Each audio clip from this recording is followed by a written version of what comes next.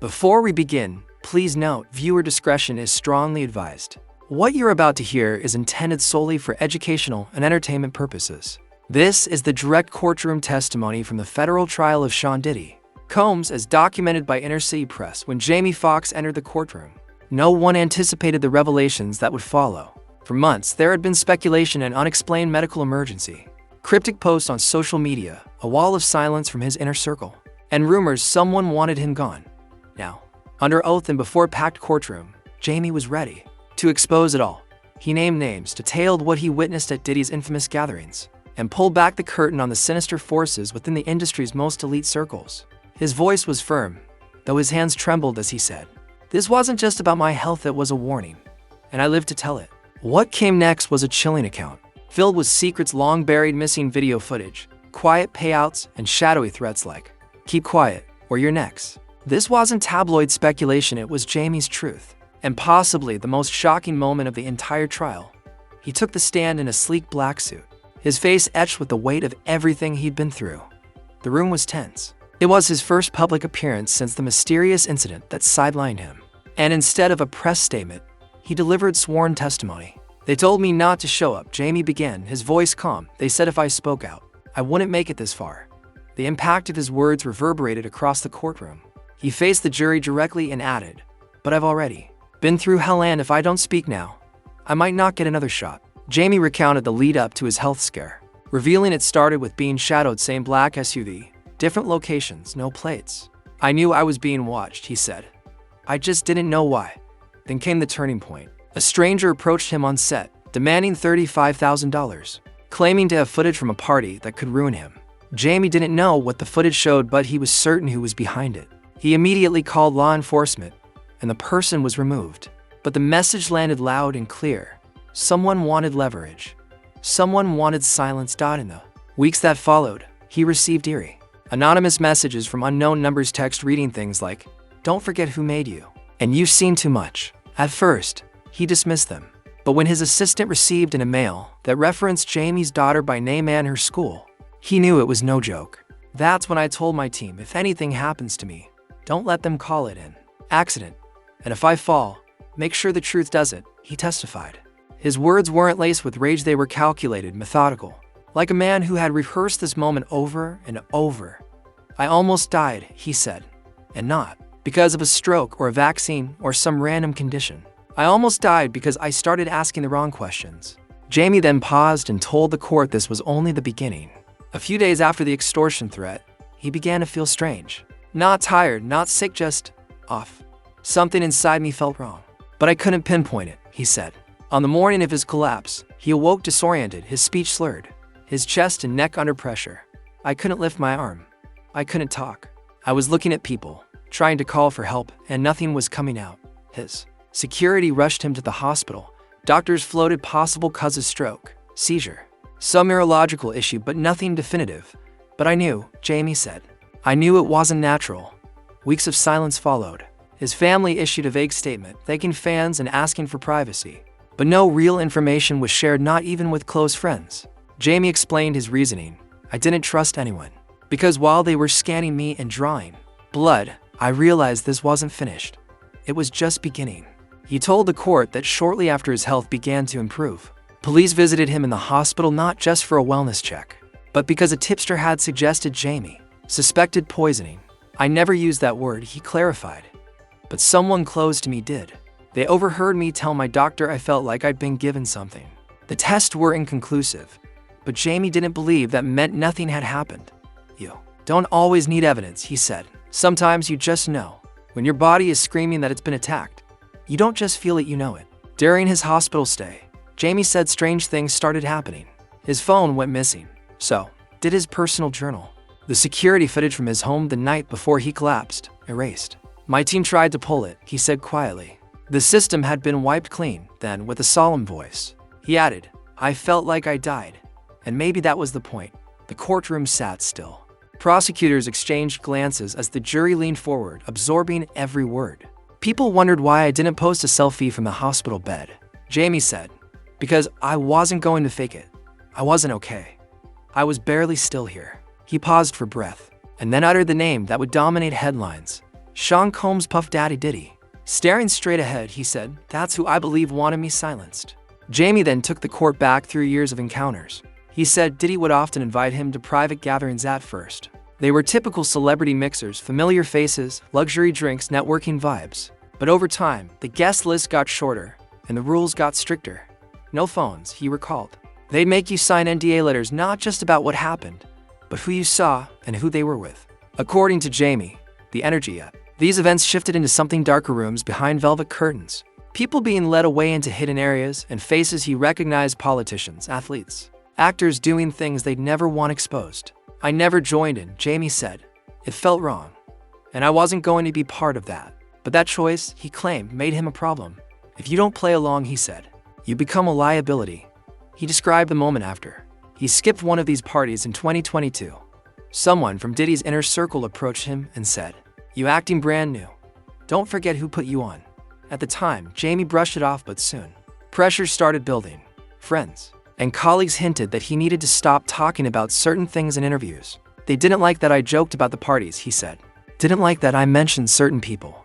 Jamie also told the court about witnessing a well-known male artist leave one of those parties looking visibly shaken. "The man was trembling," Jamie said. Said he saw something in the back room, something that scared him bad enough to never go back. That artist never spoke publicly, but Jamie never forgot. And from that moment, he started fearing he might be next. As his testimony wrapped for the day, Jamie left the courtroom in a stunned hush. "If I stayed quiet," he said, "I'd be one more voice lost to silence. And silence is how they control us. But I'm done with that." His tone softened as he leaned toward the microphone. "This is the part that's haunted me the most," he said, "because what I saw didn't fully make sense until I connected the dots." He brought up a lighthearted interview clip that once went viral where he joked about Nick Cannon sleeping on his couch at 13. Everyone laughed. Jamie said, "But then I realized Nick wasn't just crashing, he was escaping." Jamie claimed that Nick later confided in him, sharing troubling stories about how he'd been introduced to the industry. "You saved me," Nick told me. "Your house was safe." That comment stuck with him, but what truly made Jamie's account unforgettable was what came next. He made a direct link to Diddy. Jamie claimed that over the years, numerous young artists, both boys and girls, passed through Diddy's homes. Some disappeared from the spotlight with no explanation. "You look back," Jamie said, "and realize they weren't rising stars. They were collateral." The suggestion was undeniable that grooming and exploitation had taken place, and that people in power knew and chose silence. The air in the room turned heavy. Jamie let a moment pass before continuing. "Now I'm going to say a name," he warned, "and I want you to listen carefully." He took a breath. Kim Porter. Jamie's voice cracked. She wasn't just Diddy's ex. She was a mother, a businesswoman, and she was scared. He said that just a few months before her death, Kim had pulled him aside at a private function. "She didn't joke, didn't talk business. She told me, Jamie, be careful who you trust. They're watching us." According to Jamie, Kim had confided that she was considering going public, either to a journalist or a federal contact. With what she had seen over the years, she said, "I've seen too much, but I'm tired of staying quiet." And then, shortly after, she was gone. Jamie paused, and then said the words that hung heavy in the courtroom. And just like that, she was gone. Kim Porter's death in 2018 had been ruled pneumonia, but Jamie, like many others, never bought that explanation. She was healthy, he said. She was active, and she was scared. That's not coincidence. He brought up, I'll be sure, Kim's ex and the father of one of her children, and the strange post he made following her death. One post claimed she'd been murdered. Another said she should have contacted the FBI.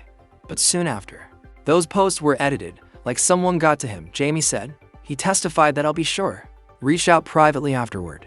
He told me he didn't feel safe, that things were being moved in his house, that he could feel someone watching him breathe.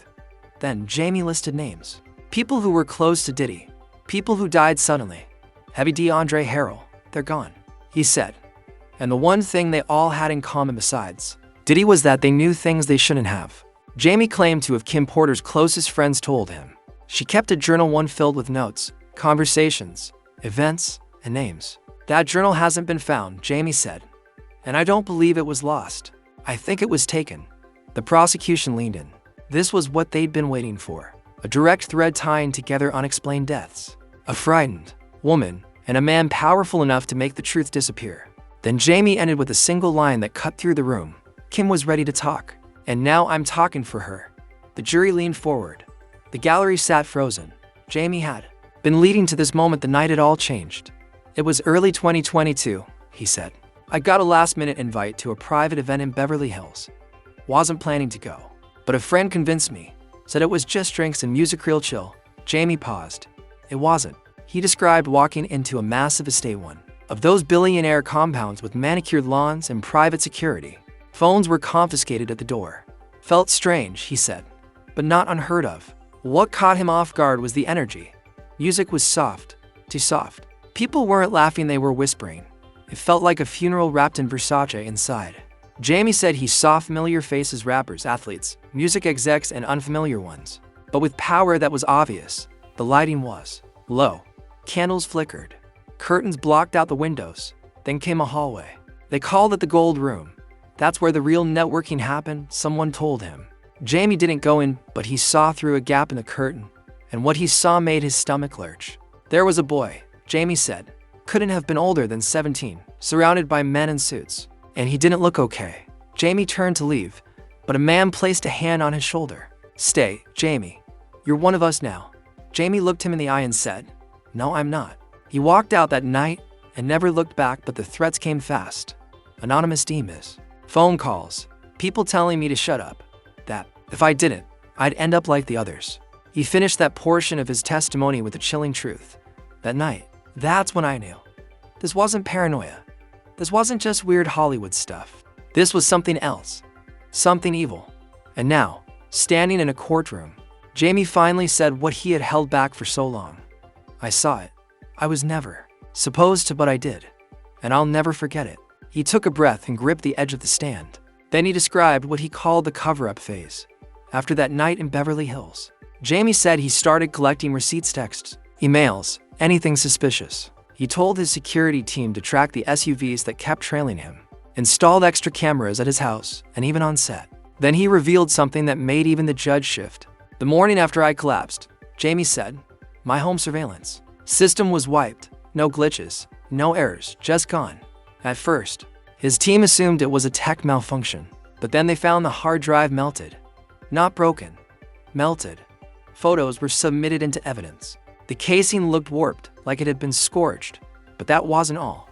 On the set of Back in Action, days before his medical emergency, Jamie said production became erratic, loose wires, security lights blacked out. One night I tripped over a cable that shouldn't have been there, he said. I laughed it off until I collapsed 2 days later. He asked producers for behind-the-scenes footage, hallway cams, anything, again. The answer, corrupted. Then came the kicker. Footage from the night of the $35,000 extortion attempt missing. How is it? Jamie asked the court. That everywhere I go, cameras stop working, files disappear, evidence vanishes. He shook his head. It's not paranoia if it keeps happening. An anonymous crew member later sent him a screenshot of an internal email thread marked Foxfire Protocol. It included bullet points, recordings, narrative control, prevent leaks. The production company denied its authenticity, but Jamie believed it.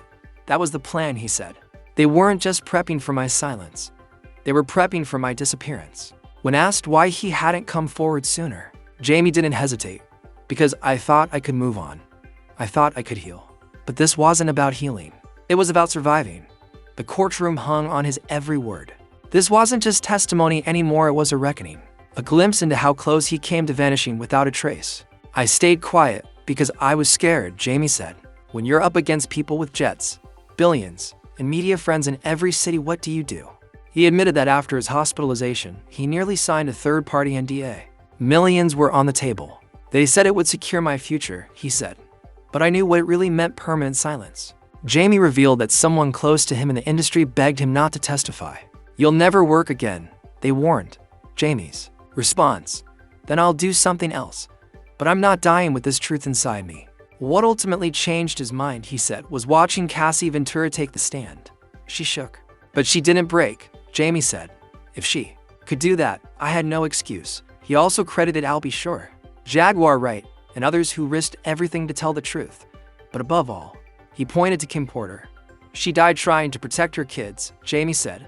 I lived, so I have a responsibility. He admitted he still fears retaliation. Strange cars still park outside my house, he said. But I'm not hiding anymore. He mentioned a friend, who had been helping him collect evidence recently mugged under strange circumstances. But if I die talking, Jaime said. That's more than most people ever get to do. He locked eyes with the judge. This court might not find Diddy guilty, but I needed to say this out loud on the record. With the cameras rolling, Jaime's final words weren't rushed. Every sentence landed like a slow, deliberate drumbeat. He turned his gaze toward Diddy just feet away, his expression unreadable. I was your friend, Jaime said quietly. I defended you. I laughed at your jokes. I showed up to your parties. But I saw too much and you knew that. So you tried to scare me into silence. His voice never rose, but the tension behind it filled every inch of the courtroom.